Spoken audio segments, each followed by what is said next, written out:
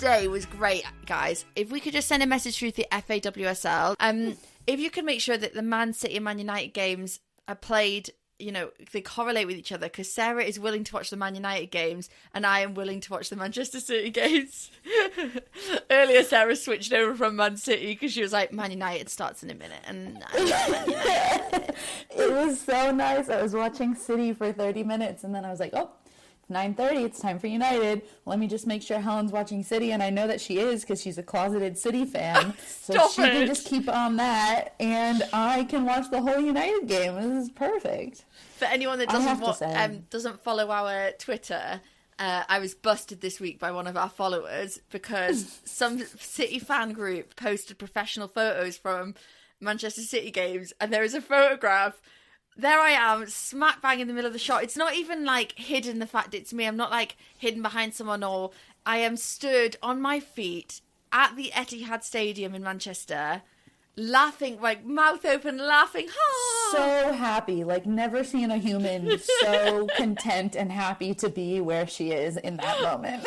And on my chest, there is white 18, as in Ellen White, and in City blue colours. I was like, shit, absolutely busted. I was like, yep, that's me. Yep. Awkward. I want to say something really quickly before we go and deep dive into this week's episode. Our wonderful co-presenter Hannah, I know I've said that she's been missing for a few weeks.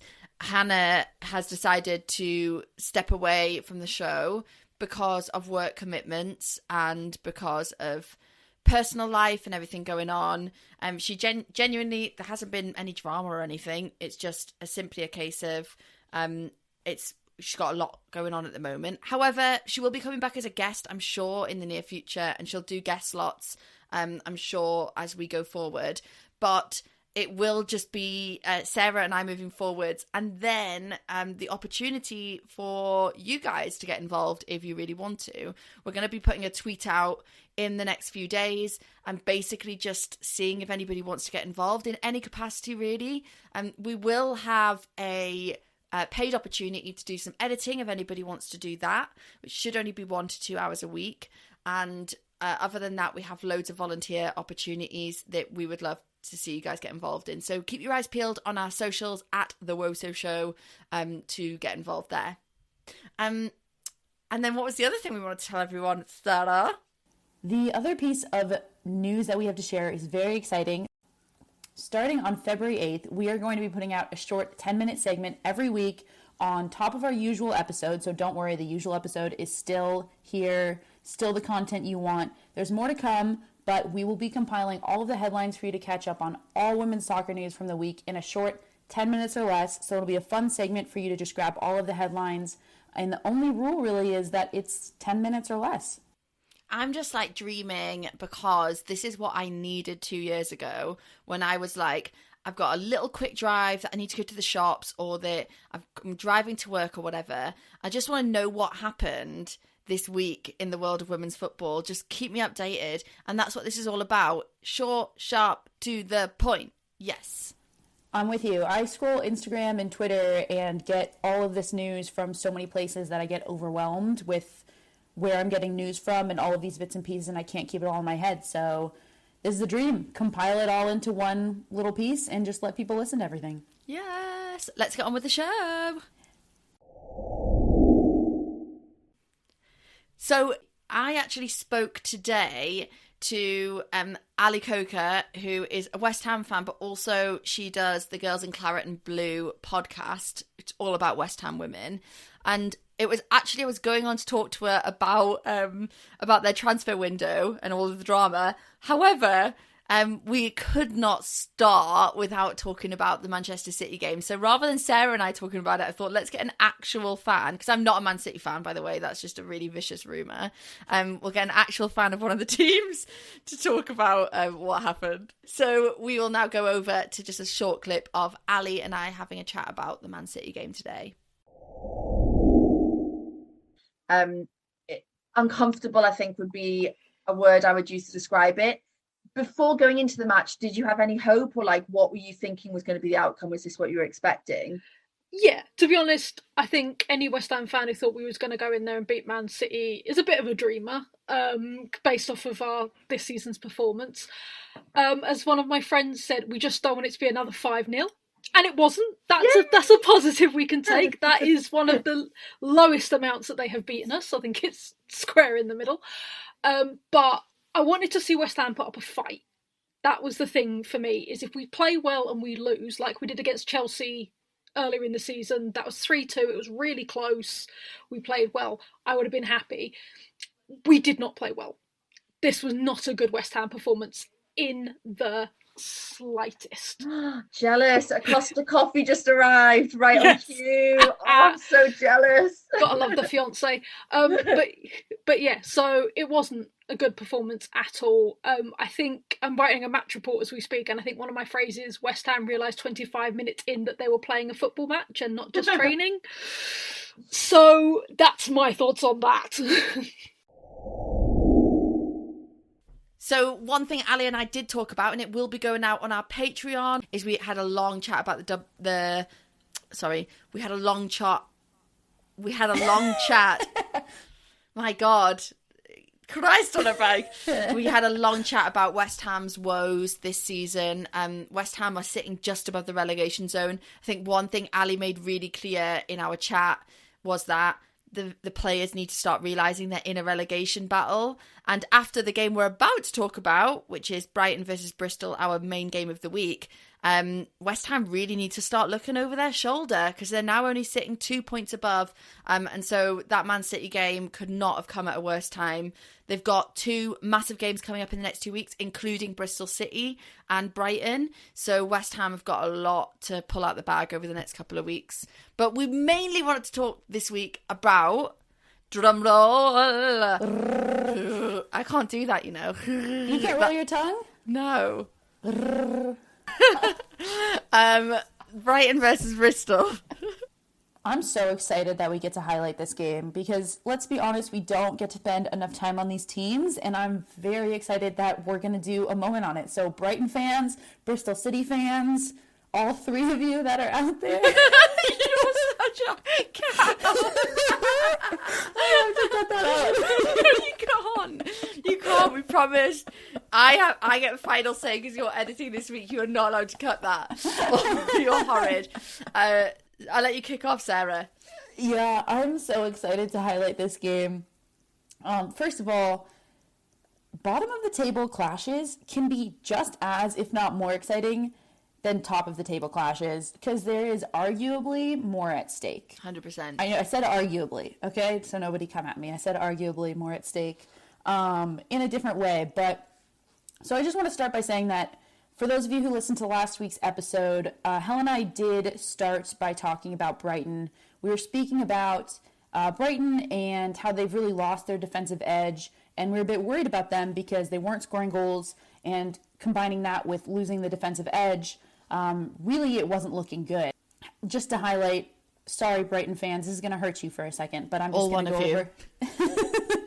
This is going to hurt for a second, but just to recap, Brighton have not won a game since their 1-0 defeat against West Ham on November 15th. So they have not won a game since November 15th. That is about 2.5 months. Since then, they have lost 6 games and tied 1. They have the second worst goal differential in the league with a -21 overall. And in the last 7 games, they've scored 3 goals and conceded 19 goals. All I will say is the worst in terms of goal difference is the team that they were playing this weekend just gone, Bristol City, whose goal difference in goals for is pretty appalling, but I feel like they were starting to turn a corner and we were starting to see flashes maybe. Last week as well in the episode we said Brighton is most likely safe because it seems impossible for Bristol to climb out of the hole they're in, but this head-to-head, a win like this for Bristol, spoiler alert, makes this table look really very, very, very different, right? It really does. All right, so let's get into the game, Brighton versus Bristol City. It was a really physical game. The first goal was an absolute smasher from Daniels, about 25 yards out. She took a shot, it came right in off the crossbar and bounced in. It was absolutely a gorgeous goal. Brighton were really giving Bristol City quite a lot of space, and Bristol City were just taking advantage. And I think at the end of the day, that's why we saw a 3-0 victory from Bristol City. Yeah, and what I will say is, like, fair play Daniels, right back, with the ability to score goals like that. It was just so pinpointed. One thing I will say is that I thought was really clever from a Bristol perspective, but Brighton really should have been on top of.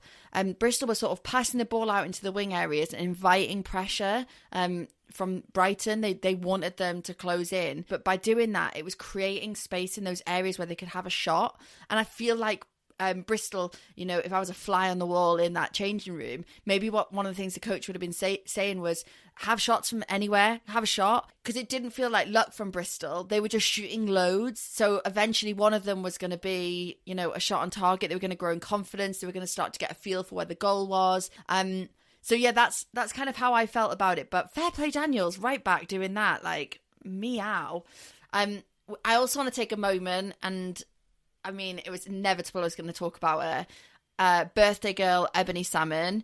Ebony turned 20 last Wednesday, but she plays like someone with like years and years under her belt. Like, firstly, they always say, oh, teenager Ebony Salmon and stuff. And I'm like, so I knew she was young, but if you were just going to pretend that you hadn't heard that, you would not look at her and think that she was a teenager. Well, she's 20 now, but was a teenager last Tuesday. She scores the penalty, which shows confidence in a game where they needed this win. Like, Bristol start needing to get 3 points. That's just facts. But I want to talk for a moment about her second goal, which makes the game 2-0 and kind of puts it out of sight for Brighton. She is onside, two defenders in between. She's in between them, in line with her, and she shoves. Like, Letizia is a brilliant player for Brighton as well. Like, one of the starting centre backs. She just shoves Letizia off the ball so comfortably, overtakes her, controls it, and then beats the keeper into sort of the bottom corner of the net. It doesn't look world class. Like, it's not like, you know, she's chipping it over the top of someone or anything like that. But there's so many classic striker traits in that. So it was like, you've got the pace, the power, the precision, the strength, that she really does have it all. You know, she reminds me of a young Sam Kerr. Oh, that, yes. Just like a raw, talented, just has this absolute incredible athleticism, speed, power. She's obviously a really smart player too. She knows how to run on the back line, and the team really centers around her. They play with her as the centerpiece, even though she is up top. Everything they do funnels through her. So she really she reminds me of a young Sam Kerr. I think she's got quite a bright future. She was so exciting to watch. And you know what else? In physique as well. Like, you're so right. And can I just point out, this is a Bristol City team that cannot score goals, and she's 10th in the top scorers. And I really, really, this is why I hate top scorers, because it's always going to be the top teams, because they're going to get the most opportunities. And Ebony Salmon, mark my words, will be in a top 4 team next season. And not just because of the obvious, because she's scoring loads of goals, because she's the package. She is the package. I'd love to see her go to a middle of the table team and make that contention for the top a little bit harder.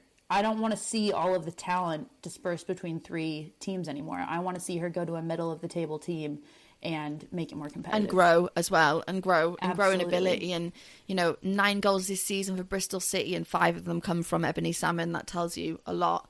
I can't let us move on from this game without speaking about a slightly unfortunate incident that happened in the 68th minute. Helen, I'll hand it over to you. What happened, and what are your thoughts? Oh, I'm gutted that you've handed it over to me, because like, I honestly find it quite like hard to talk about it, because so long story short, Katie Green gets sent off for Brighton, straight red card. But I'm really, really gutted about this. It was appalling. It was unprofessional.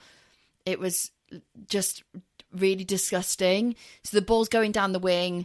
The 2 players clatter into each other. It happens. It's kind of an off the ball moment where the balls kind of escape both of them and they kind of go to the floor. Nothing in it really. It happens. It's football, late challenge, whatever.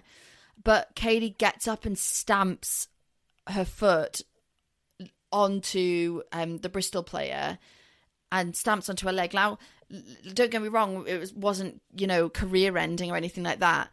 But it's the sort of stuff you see on a Sunday in the park. This is the top tier of women's football, and it really, really was violent behaviour, misconduct. She completely lost her head, and it just, like, frankly, like, excuse my French, but it was just fucking embarrassing. It was so embarrassing. And I hope they consider benching her after she comes back from a red card, just really to, like, send the message home that this sort of behaviour won't be tolerated.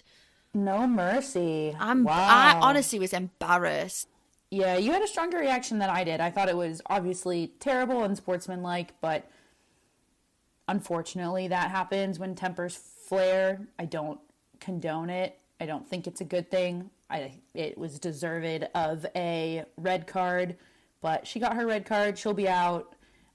She knows that she hurt her team in doing so as well, and it is what it is, I guess. On to maybe a happier subject. Not for some people. Sunday's games, we saw Arsenal and Aston Villa be postponed. Another one postponed. This comes on the heels of last weekend where we saw 3 fixtures, I believe it was, postponed. 2 or 3. Sorry, everybody. I don't have it up in front of me. Again, because of a waterlogged field. And we see this after we've all sat and watched a bunch of men's Premier League games, none of which got canceled from waterlogged fields. It's infuriating. It's annoying. My only comment on it is that the clubs should be putting more effort into these fields. They should be putting more effort into these women's teams so that they aren't treated like a second-tier team where it doesn't matter if their games get canceled or not. This is blatant disregard and worse treatment of the women than the men for doing the same job, and that's what it is. Yeah, I don't think I have anything really to add. It's not acceptable. There has to be a way around it. As you say, they'd move mountains for the men's game. The other thing is that these 2 clubs represent 2 Premier League clubs, and it would never happen. It would never happen at Aston Villa's Premier League's ground or Arsenal's Premier League ground. Never. So it shouldn't be happening at their elite women's grounds either. Agreed. Chelsea, Man U, Manchester City. We don't want to dwell on it too much because it was all quite comfy, really, wasn't it, at the top? If you want to hear more about Manchester City, I'm doing a chat with Ali, which will fully be released on Thursday on our Patreon, patreon.com/The Woso Show. So delve into that to hear about West Ham and a bit about Manchester City. You watched Man United Everton. What did you make of it? It was a fun game to watch. I went in thinking that this could be a really tight game. Everton, I think, isn't given enough credit for how much they've been challenging these top competitors at the top of the table. And really, it does look like Everton is just one missing piece. Maybe it's mentality or maybe it's one player or both, but really one step away from being a real, true contender with these top teams. So I think with this game, it was going into it, obviously Manchester United was favored, but it was really anybody's game. Manchester United just came out and dominated. And to see that happen without Tobin Heath and to see young players like Ella Toone really stepping up who filled in for Tobin Heath on the wing out there, getting the first goal and scoring to put Manchester United up 1-0 to begin with, it was really fantastic to see them come together and play as a team.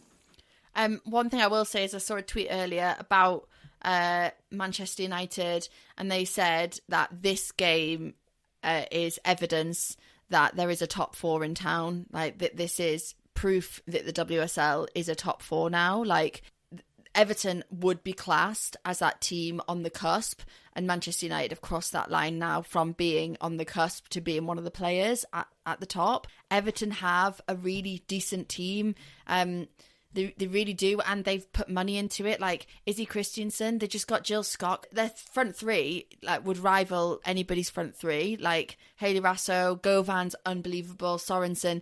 These are all fantastic top players. So Man U, they're the real deal, man. They're the real deal. I knew that. Oh, you're a wanker. And Chelsea continue their winning ways. Chelsea continue their winning ways. It was necessary after Chelsea's win, it being the first game after Chelsea's win, it was necessary for City and United to both get those 3 points. They did, so the top of the table really remains the same. Arsenal is an interesting one because we speak about them as a top 4 contender, and their match was postponed today, obviously, but when you look at the table, they really seem to be falling to what could be considered a bubble team. And I think it's important to highlight here, obviously, Arsenal's match was postponed today against Aston Villa, but next Sunday they have their match against Manchester City, and then 3 days later, on Wednesday, so only 2 days off in between, they take on Chelsea. So next week is going to be an absolutely huge week for Arsenal. Frankly, it'll be make or break. It's unfair. It feels really unfair, and it really feels unfair. It's luck of the draw, but it does feel like a bit of a sucker for Arsenal. They have games in hand on all the teams above them. So, when you say make or break, absolutely, because this is it really. This is their chance to prove that they've still got it. And if they were to win both of their fixtures, they'd be level on games with Manchester United, and they'd be knocking on the door for second or third place, depending on what happens with Chelsea and Man U. All right, let's round up scores and updates from around the world. So staying in the UK, the WSL2 could experience some shake-ups at the bottom. Charlton, who currently sit in last place, drew 1-1 against Blackburn Rovers, which was a massive, massive point. They now just sit 1 point behind Coventry United with a game in hand and 2 points behind the London Bees with 2 games in hand there. Meanwhile, the race at the top of the table is a 2-team battle between Leicester City and my girls in Durham. Just in case anyone over in America who's listening to this is confused, Durham is like the closest that you get to my hometown in Newcastle. It's like a 30-minute drive. So I'm claiming that I'm like Durham through and through, even though I thought you were a City fan. Shut up about that. There was one piece of footage of me celebrating at a City game. Why are you all of a sudden picking on me? This is not a thing. So both the two teams at the top, Leicester and Durham, sit on 32 points. But Leicester do have a game in hand over Durham. I'm supporting Durham, though. That's my team. Yo. I thought I'd leave you with the Spanish one, because I know that's your fave. I like to use my Spanish accent because I can roll my R's. So over to the Primera División in La Liga Femenina. A clash between top of the table teams FC Barcelona and Real Madrid saw FC Barcelona come away with 3 points in a 4-1 defeat. The match featured 2 red cards, not in the same minute. They were spread apart, so not for the same incident, and allowed FC Barcelona to put a lot of space in between them and Real Madrid in the table. Real Madrid sits locked at 34 points with Atletico Madrid with a game in hand, while Levante sits in second place just 4 points behind Barcelona. FC Barcelona and Levante will face each other on Wednesday, February 3rd, so that's this Wednesday coming up for anybody who wants to tune in. We'll cover that one next week then. Absolutely. 100%. And there's been no changes in the Serie A or in the French First Division, the Division 1. Oh no. And both leagues took a break, so there were no games this weekend. And that covers our Around the World. All right, we are going to talk about something that went down in Spain this week in La Liga Primera División, otherwise known as Primera Iberdrola. I'll take it. It's a lot of Spanish for me right now. So the La Liga Primera División players released a coordinated statement this week addressed to their federation asking for better COVID-19 protocols. The statement came off the back of a large number of games being canceled and postponed due to COVID-19 cases. And coming with that were unclear and or absent communication about when these matches would be rescheduled. So not only was it absent communication, but these players are being subject to COVID-19 and are not being taken seriously. Their health and protocol is not being taken seriously. So to give a little bit of background, the players had been in talks with the federation throughout the season about COVID-19 and about player health and safety, but had yet to come to an agreement. So in light of this, in light of there being constant communication and no resolution, the players united and demanded better treatment and health and safety protocols. The larger statement we can post on our socials. I do want to contrast this with the men's La Liga right now, which In contrast, none of the men's games have been cancelled or postponed due to COVID. The league has spent around 60 million euros on health and safety protocols for the men's team throughout the league and is already looking into vaccines for the clubs, including all of the players and staff. So this was very disappointing to hear and to read. This is a classic, unfortunately, I have to use the word classic, case of a federation treating men and women differently for doing the exact same job. And what's most unfortunate about it is that I think maybe a year and a half ago we would have sat here and said it's unequal treatment, but I never would have thought that it would have extended, frankly, into so deeply into health and safety protocols. I would have thought that when it came to life and death of a player, it might be taken a little bit more equally. And to see it to this extent is extremely disheartening and heartbreaking. So earlier this week, I saw Ella Massar, ex-Houston Dash player, and partner is Babette Pieter, who plays for Real Madrid.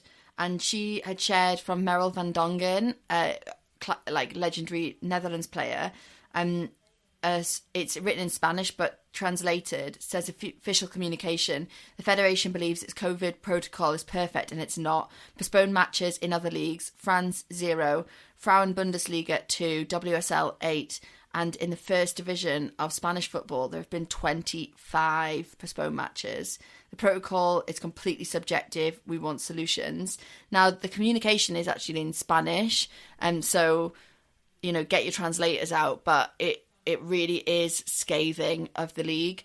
And I think I've got really nothing to add to what you said, Sarah, except for the fact that I don't know how many times we can continue to be this is just sexism, this is just you treating men and women differently, before somebody actually pays attention. And I do just wonder, this is a protected characteristic.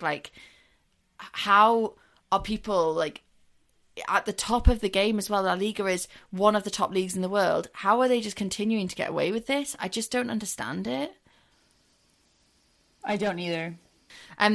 It's a brilliant league, and it sucks that the women are going through this. And the other thing is this year, especially the top clubs and those trying to compete to be top clubs, they're really pummeling money into growing the women's game in Spain. With the introduction, obviously, of Real Madrid, that's huge for the La Liga. So it does just feel a little bit sad that it's it really is undermining the growth of the game as well, because with WSL, I don't know about you, Sarah, but the cancelled games in the WSL, which is deeply frustrating. We've just spoken about how it wouldn't have happened in the Premier League, but it does kind of lose momentum, doesn't it? You do kind of go, you get out of bed for it and go, they've cancelled the games I was going to watch today. Okay. Right. Absolutely. Just kind of takes your momentum away from the enjoyment of the league.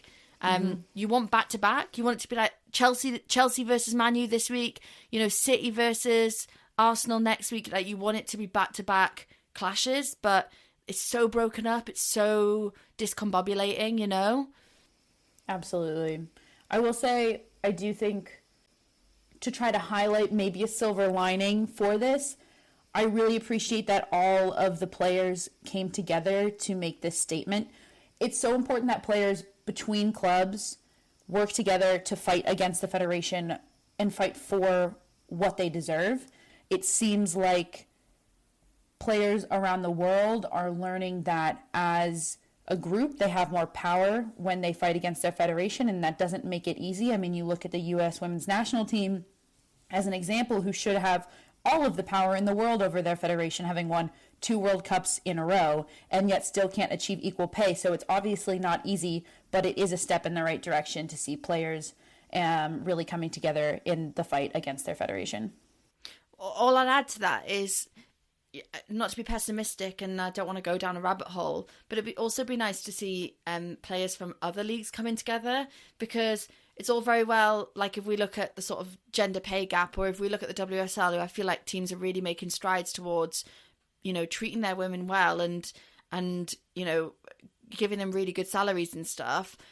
These women, they should be fighting to support countries all around the world to grow their women's game, but also to grow their women's leagues. And just because it's okay for you, it's not okay for everyone. So it'd be good to see WSL players backing up the Spanish league players. And there's so many crossovers. Look, like Tony Duggan's in Spain, like all of your mates playing the WSL pretty much. Like, can we not all come together? As you say, many voices together is really, really powerful.